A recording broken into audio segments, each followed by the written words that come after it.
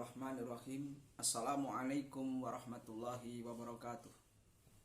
Innal hamdalillah nahmaduhu wa nasta'inuhu wa nastaghfiruh wa natubu ilaihi wa na'udzu billahi min shururi anfusina wa min sayyiati a'malina.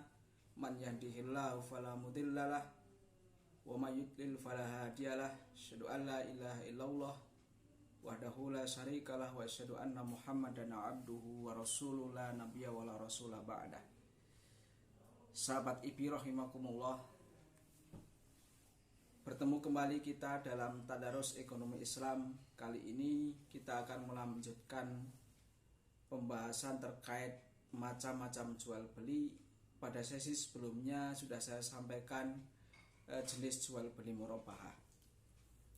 Kali ini akan saya sampaikan tema terkait dengan bai'us salam, yaitu jual beli salam. Definisi dari jual beli salam sebagaimana dikatakan oleh para ulama dalam fikih-fikih klasik adalah salam itu padanan katanya adalah salaf. Kalau secara istilah, salam adalah akad jual beli atas suatu barang dengan jenis dan jumlah tertentu.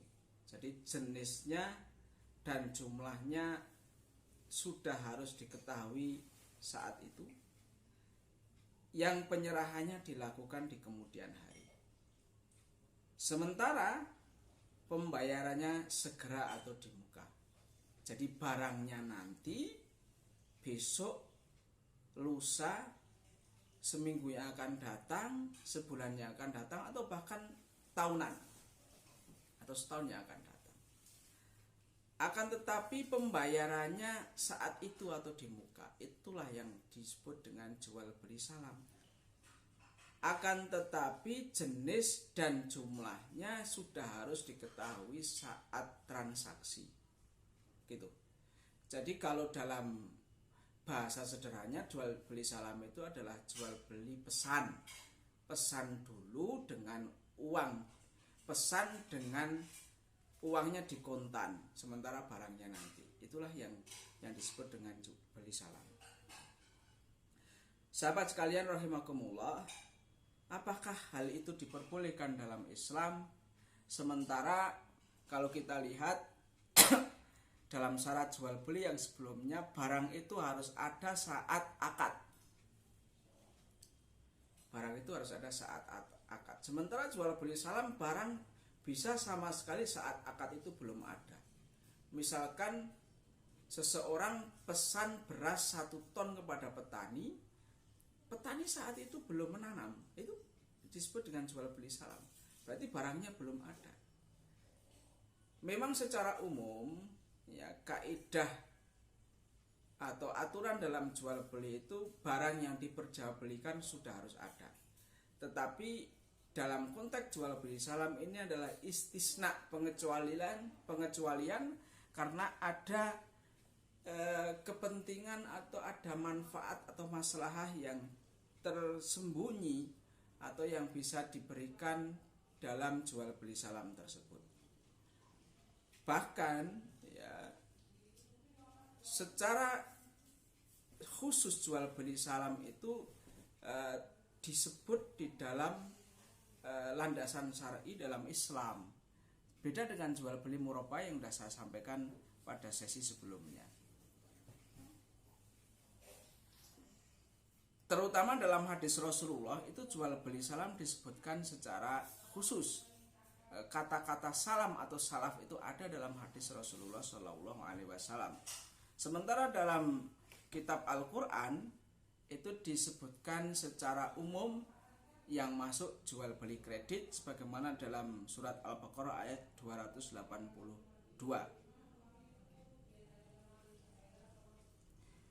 Hai orang-orang yang beriman, apabila kamu bermuamalah tidak secara tunai atau waktu yang ditentukan, adalah kamu menuliskannya. Ini dalam surat Al-Baqarah ayat 282.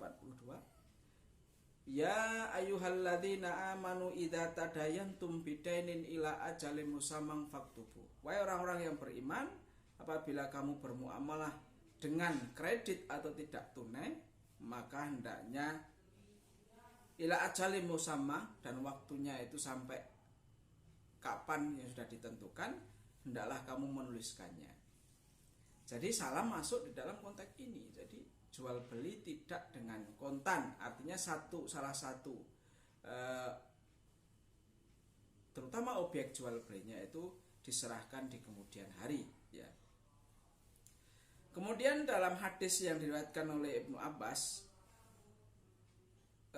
anna Rasulullah sallallahu alaihi wasallam qala, man aslafa falyaslif fi kailin ma'lumin wa waznin ma'lumin ila ajalin musamma, atau ila ajalin ma'lumin.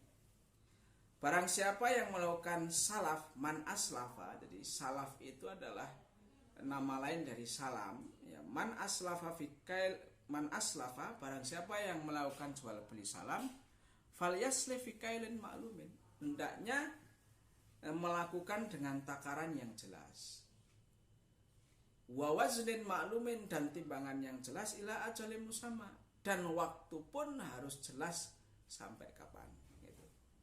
Atau waktunya harus diketahui jangka waktunya. Saudara-saudara sekalian, jadi itu Islam, walaupun salam itu merupakan pengecualian dari jual beli umum yang secara umum, akan tetapi memang diperbolehkan dengan syarat-syarat yang sangat ketat, yaitu takarannya harus jelas, spesifikasinya harus jelas, kemudian kalau ditimbang ya timbangannya harus jelas berapa, waktu penyerahan pun harus jelas. Sehingga kalau sudah seperti itu baru diperbolehkan oleh agama Islam. Jadi jual beli pesan itu boleh, ya. Saudara-saudara sekalian yang saya hormati, rukun salam itu sama, ya, seperti jual beli biasa. Kemudian syarat-syaratnya juga demikian.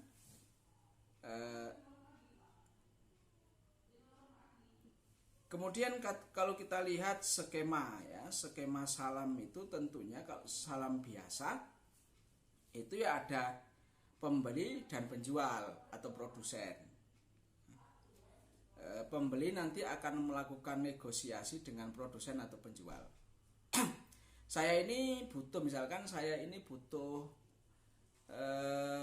beras 1 ton. Karena saya mau menikahkan anak saya dan insya Allah pestanya besar-besaran, misalkan gitu. 1 ton. Tapi tahun depan, misalkan tahun 2021 bulan September tanggal 15 misalkan. Nah, dia pesan ke produsen atau petani, yang kebetulan petani itu bisa menghasilkan beras berton-ton. Oke, nggak apa-apa gitu. Tapi tolong uang dibayar dahulu, dibayarlah semuanya. Karena kami petani butuh modal untuk menanam sekian banyak yang menghasilkan beras 1 ton itu. Maka bayarlah misalkan sekian puluh juta misalkan, dibayar dulu. Lah itu namanya jual beli salam. Tentunya saat itu harus diperjelas, timbangannya jelas 1 ton. Berasnya pun jenisnya harus jelas, rojo lele atau beras apa itu harus jelas saat itu, ya, harus diberas saat itu. Kemudian waktu penyerahannya pun harus jelas, tempat penyerahannya pun harus jelas, tuh, ya, pengantarannya menjadi tabungan siapa dan lain sebagainya harus diperjelas saat akad. Kalau sudah seperti itu, harga oke, maka dilakukan akad salam antara pembeli dan penjual atau produsen. Setelah akad salam, maka bayarlah harga beras tadi, maka akan dibayar saat itu juga. Setelah sampai waktu penyerahannya, maka kemudian dan setelah diproduksi, maka langkah terakhir produsen atau penjual mengirim barang kepada pembeli. Itulah saudara-saudara sekalian gambaran secara umum tentang jual beli salam. Bagaimana kemudian kalau melibatkan lembaga keuangan syariah? salam atau praktek lembaga keuangan syariah, praktek salam yang ada di lembaga keuangan syariah itu seperti apa. Saudara-saudara sekalian, akan sedikit berbeda praktek salam secara umum dengan praktek salam yang ada di lembaga keuangan syariah, karena di LKS itu praktek salamnya disebut dengan salam paralel. Ya. Salam paralel itu tidak hanya melibatkan kedua belah pihak, yaitu penjual dan pembeli, tapi ada pihak lain yang terlibat, sehingga yang terlibat itu ada 3 pihak. Misal contoh di sini, ya, ada sebuah PT, misalkan kita sebut PT Anugrah Sentosa gitu saja. PT Anugrah Sentosa itu misalkan membutuhkan jagung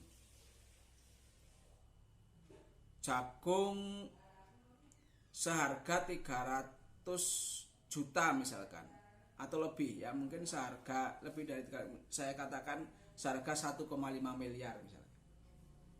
Nah, nanti berapa ton itu tentunya ya. Kalau dikalkulasi dengan uang itu 1,5 miliar misal.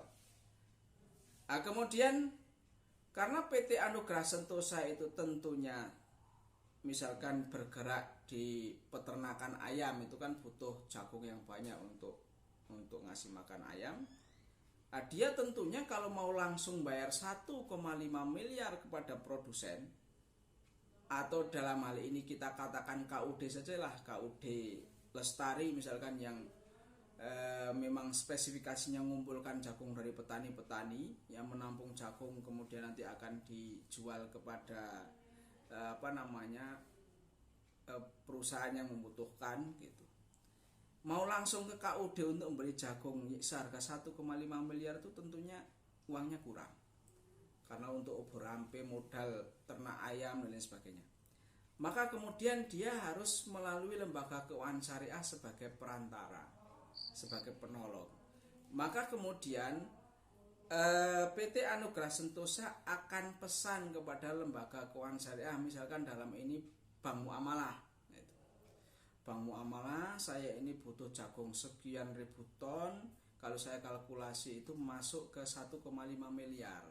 Tetapi kami nggak punya duit. Ya mungkin kalau uang muka ada, tetapi kalau untuk membayar langsung nggak bisa.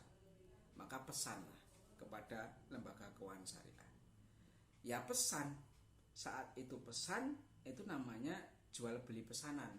Jadi mau membeli dari bank syariah. Bank syariah pun tidak punya jagung tentunya, maka dia akan pesan kepada yang kira-kira bisa nyetok jagung setahun yang akan datang. Gitu. Ini kalau memang jangka waktunya setahun. Gitu.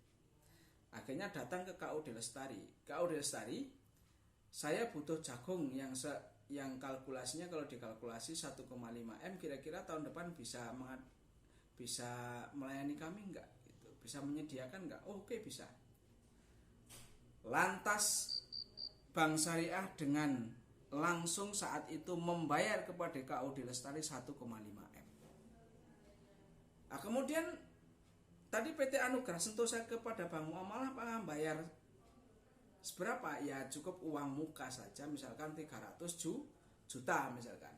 Ya bayar ke Bank Syariah 300 juta, sementara harga jagung 1,5 miliar.